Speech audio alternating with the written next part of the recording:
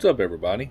Um, Sitting in my RV here in Huntsville tonight, and really didn't have anything to do. So it's like 19 degrees. It's freezing cold. I'm in my trusty Corona hat for good luck. Had this hat since I was about 16, I guess, 15, something like that. Uh, it's threadbare and worn out, about like I am anymore.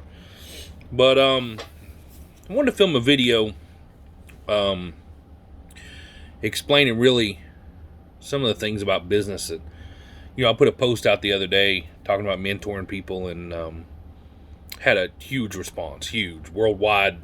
I mean, it was unreal. People from all over the world writing, and they all had about the same question. And I knew what it would be because it's really it's a phenomenon where I don't think enough people realize that when you become a business owner,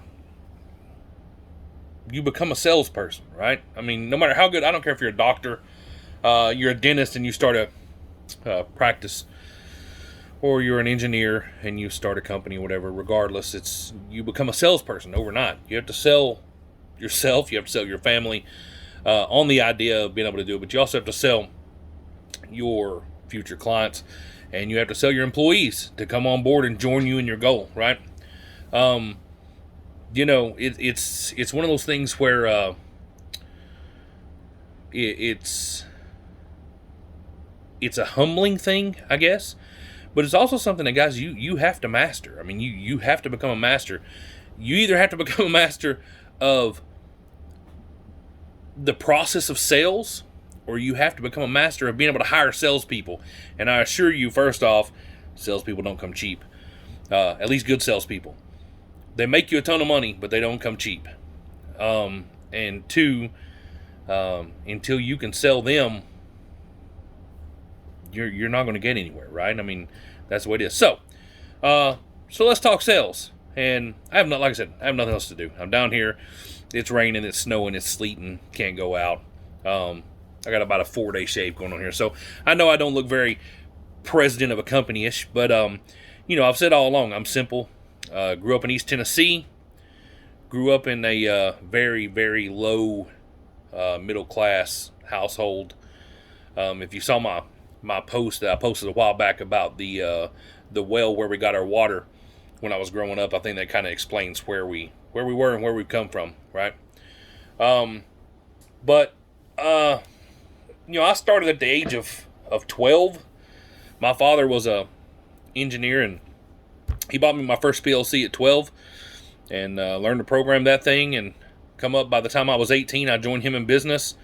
But the main thing I learned from him was how to sell. So my credentials, if you're wondering, where my background is I've done upwards of $100 million worth of installs, both as my own company and working for my father's company, and then also in some private engineering roles, where I took employment with some phenomenal companies like Team Technologies in Morristown. Super, super, super great people where I learned a ton there. But also, out of that 100 million, about 50 million of that was sales that I generated, right? So I don't know that I'm a phenomenal salesperson or not a phenomenal salesperson, if I'm world class or not world class, but I can tell you this. I close about 80% of the business I quote. I average about 70% conversion of cold calls to new clients. So in other words, if I sit in front of a potential client, 70% of the time I end up doing work for them. And we do things pretty efficiently. Our profit margins are good. We tend to retain our clients. If you've seen some of my older posts, I've got some clients that are 25-year clients, 20-year clients, clients that were my father's clients before he passed, and they wanted to stick with me because they believe in what I believe in. So with that being said, let's talk about the sales process. One of the things that I keep hearing about as well, there's always somebody underbidding me. I get told that a lot. Or there's not enough profit in what we're doing. I get told that a lot. you have to wonder how a company, if you're, let me put it this way, if you're a one-person shop, how in the world can somebody underbid you, right? Think about that. They have overhead that you don't have. They have employees that you don't have. You should never be underbid on a job. And if you are underbid on a job, then you're either unreasonable about what you think that you're worth on a price, which I don't think is the situation, or you are focused only on price, right? So, to give you an example, where I'm at now, down here on the project I'm on now, they are not money sensitive, right? They've made that clear several times that money is not the issue, time is the issue. So when they come to me and they say, James, we've had a contractor fail on this project over here, and we need to shift some of this work to you because we needed to get done. They say, what's it going to take? They're not saying, what is it going to take money-wise? They've actually said stuff like, we don't care if it takes 2 weeks or $100,000.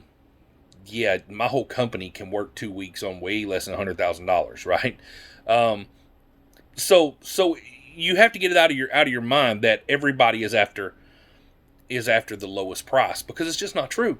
I'm never the lowest price, ever. I'm never the lowest price, but I get 80 to 90% of the projects I quote. Why? Because we answer their questions and we show value, right?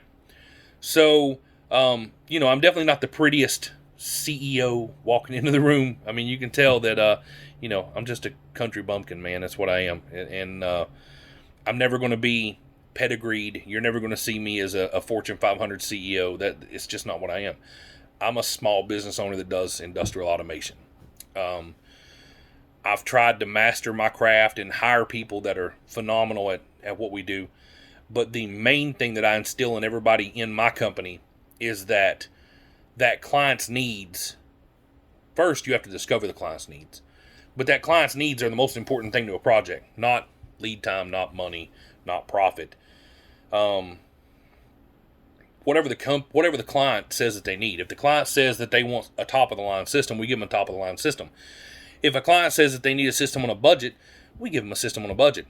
If a client tells me that they need a system that runs and they need it installed in 6 days because it's in a shutdown, then we're going to build that system in a means that allows it to be installed and up and running in 6 days, which means a lot of factory or a lot of testing outside of the factory, a lot of shop testing, a lot of quick connect, disconnect, that kind of thing. We're not going to run hard pipe and conduit to everything. We're going to make everything cabled and quick connects.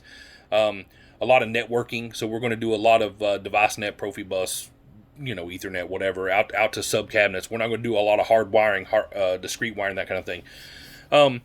So we have to meet the demand of what the customer asks. Now everybody does that, right?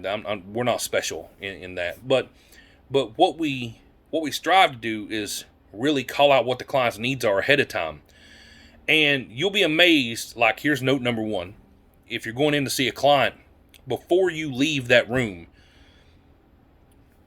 simply recap what they said. Before you leave, if they say, yeah, we want you to quote this, before you leave that room, don't say, yeah, we'll get a quote to you later this afternoon or tomorrow or whatever. Don't do that. I mean, you're going to, right? You're gonna get them a quote, but don't do that. What you want to do before you leave that room, you look that person in the eye, and you say, "So, Mr. and Mr. Client, what I just heard you say that you're interested in is, bullet point 1, bullet point 2, bullet point 3, whatever, and that your biggest requirements on this job are bullet point 1, bullet point 2, whatever." Recap that with them, right? And make them comfortable with the fact that you understand that, and then put all of your efforts into knocking that list out first. Get that done first, right? When you do that, you're going to see an immediate response, positive response from that client, because you're no longer just the expert in the room. You have to be the expert in the room. That's what they're hiring you for, right? If they come out and they get you or they get your team, they want you to answer questions. So when they ask a question, about a process or whatever, they expect you to at least have some degree of understanding. You don't have to have the answer.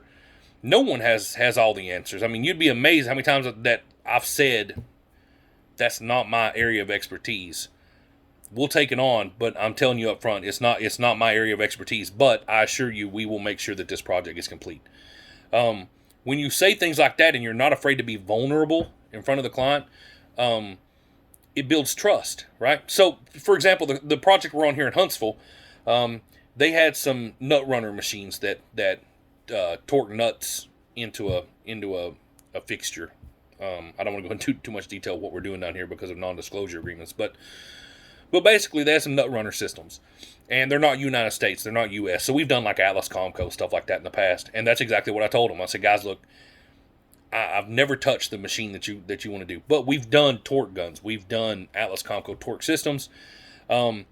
If you don't have anyone else that wants to tackle this, we'll take it on. Just know that there's some time going to be added in because we're going to have to learn the systems.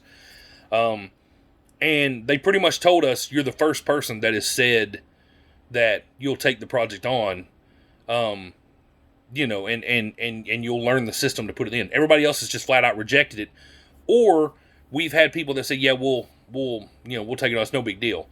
And we know it is a big deal. They know it's a big deal. It's a complicated piece of equipment, right? And it's a very important part of their process.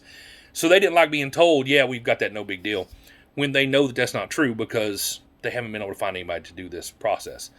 So we got the job, right? So anyway, so that's, I guess, the point I'm trying to make is when you go in to sit down with a client, be fluid, be comfortable, be relaxed when you're speaking with them, but make sure that you listen. Listen to them. Don't go in and sit down and say, oh, Mr. Client, thank you for seeing me today. Let me tell you about my company. My company does blah. And then you just regurgitate all this crap onto their table.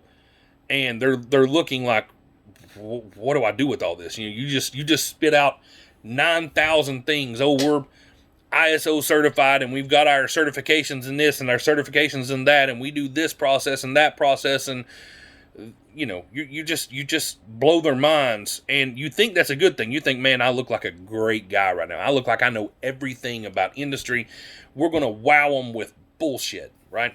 And what you're really doing is you're telling that client that you're not there to listen, right? You can just as easily go in and say, guys, I really appreciate you seeing us today. Appreciate the opportunity of coming out and meeting with you. I don't know if we're going to be a fit. I'd like to tell you a little bit about my company, and then I'd like to talk really what you guys have going on, what projects you have going on. Let's see if we can find a way that I can assist you. See if we can find a way that I can help you. If you guys saw my other post about how can I help, that question has made me millions over the years. It's a simple question. I mean, I used it today on a phone call. Today on the way to Alabama, I got a phone call from a distributor that I work with quite a bit, and he said, hey, James, we've got a gentleman who is, he's a maintenance manager at a plant that I had never been in. Excuse me. And he said they've got a problem with some safety circuits on a machine, and he'd really like to have an integrator look at it. Do you care to give him a call? Well, no, I don't mind at all. So I get his cell phone, I call him up, and I introduce myself. My name is James Dean. I'm president of Appalachian Automation, small automation firm here in the area. A friend of ours that had been in and saw you earlier today mentioned that you were looking for some integration work, and I was just curious how I could help. That's it. That's my introduction. That was exactly the introduction. I don't know what that was, 20 seconds or whatever. And he went on to tell me the situation. And he said, I can cut you a PO now.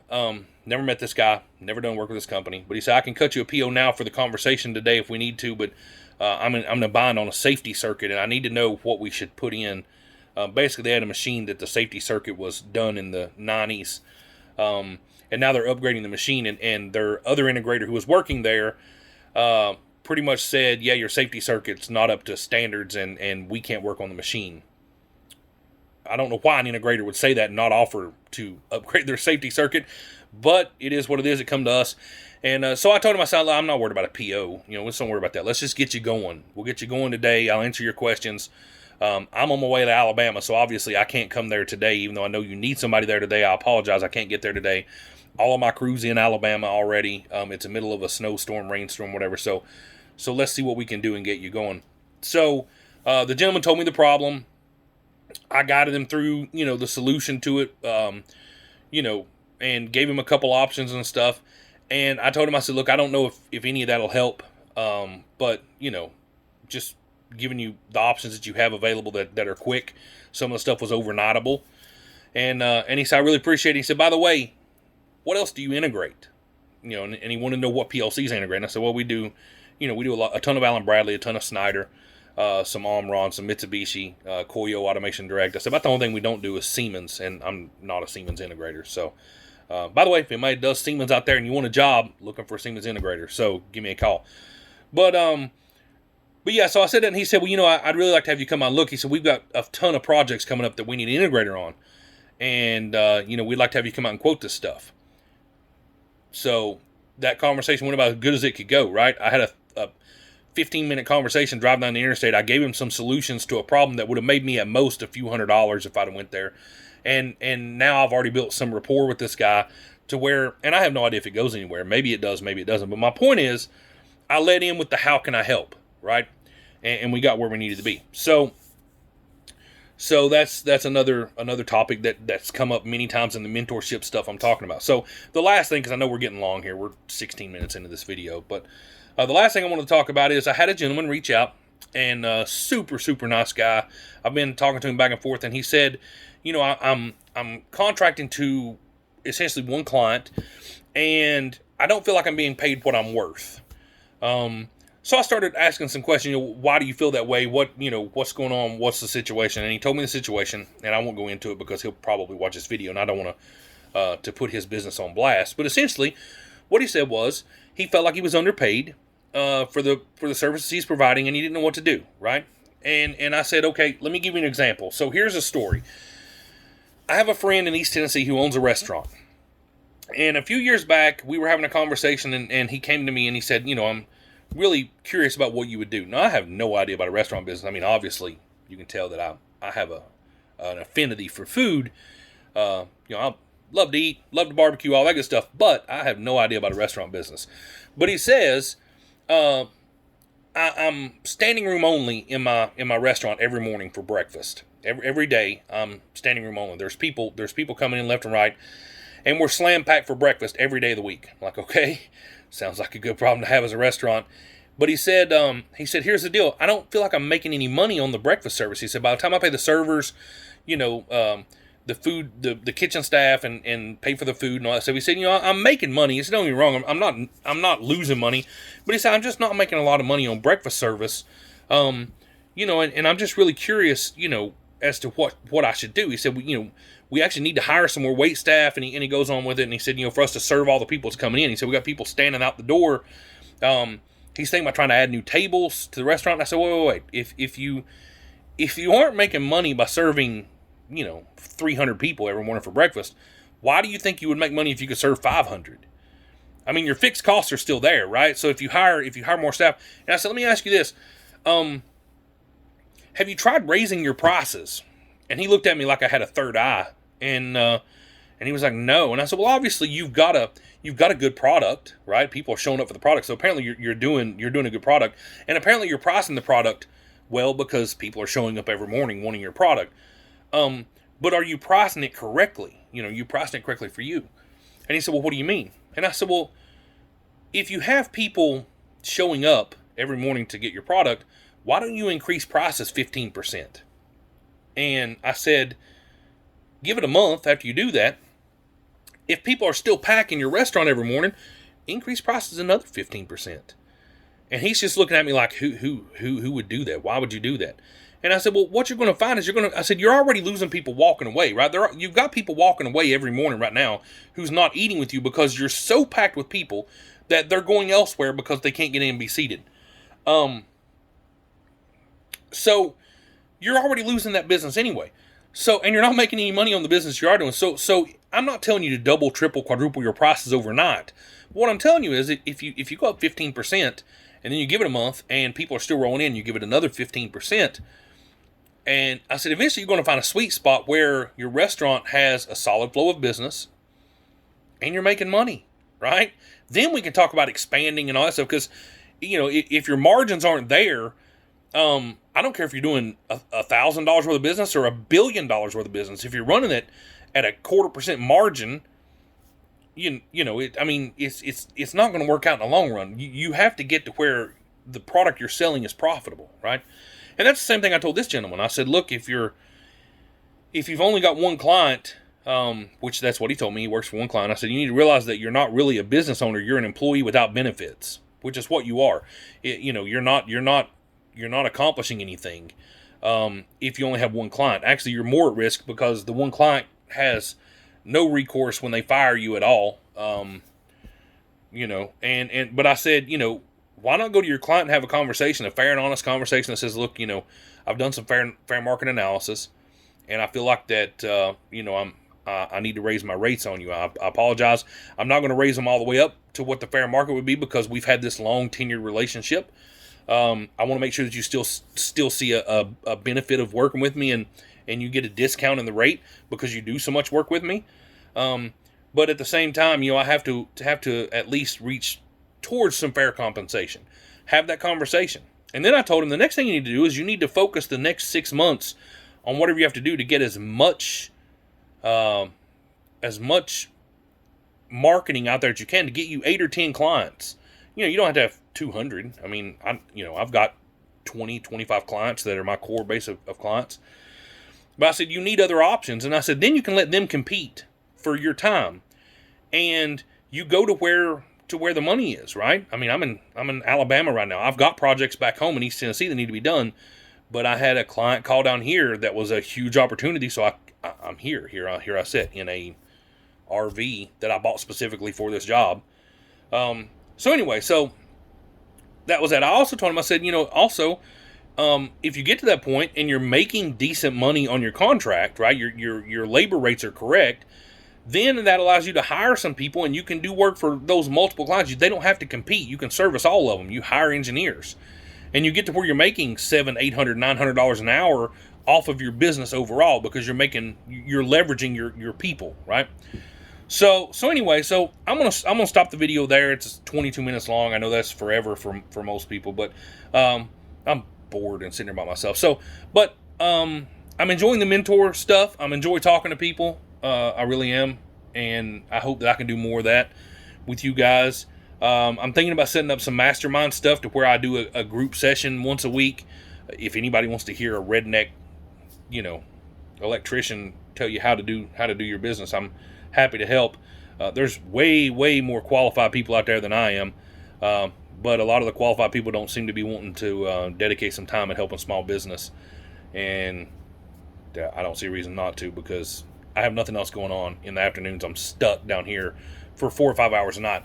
So I'd love to talk to you. Like I said, I'm not rich by any means, but I'm comfortable. Things are working apparently with what I'm doing. We close a high rate of business and we keep happy customers and we bust our butts, man. We really do. I mean, my guys, myself, we really go the extra mile to try to make sure that our clients taken care of. Profit be damned. I mean, it doesn't matter. It matters in the long run, but on a job, we're going to make a job right. It's one of the things we do. We make sure that the client understands that, if something was missed on their end, we don't try to beat them to death over it. Oh yeah, you guys didn't see this, and we've got to have a change order on the PO before we do the work, and that's not us. I mean, if it's a huge issue, then we have to tackle it.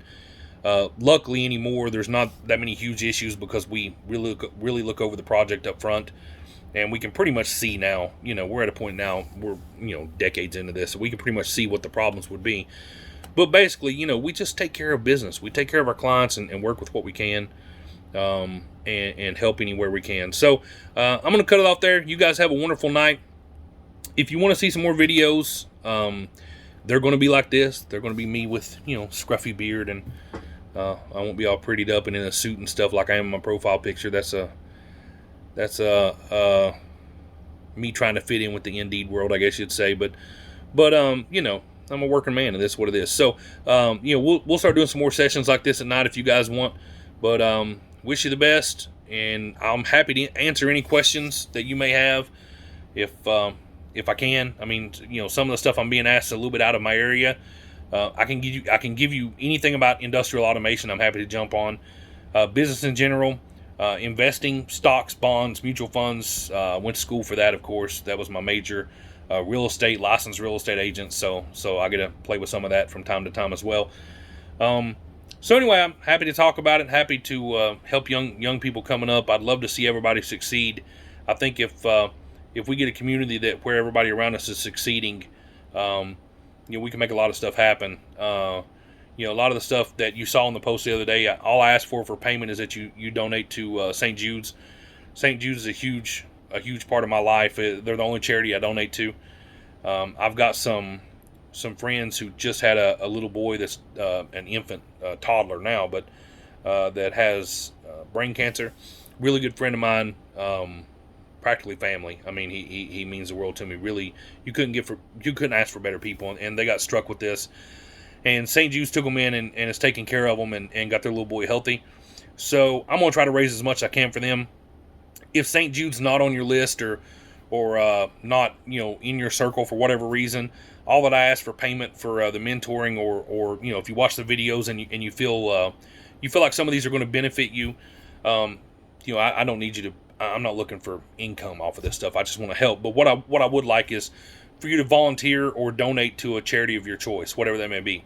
Let's make the world better while we learn, right? I mean, we're going to try to build this thing up. So anyway, I'm gonna stop there. Have a wonderful night.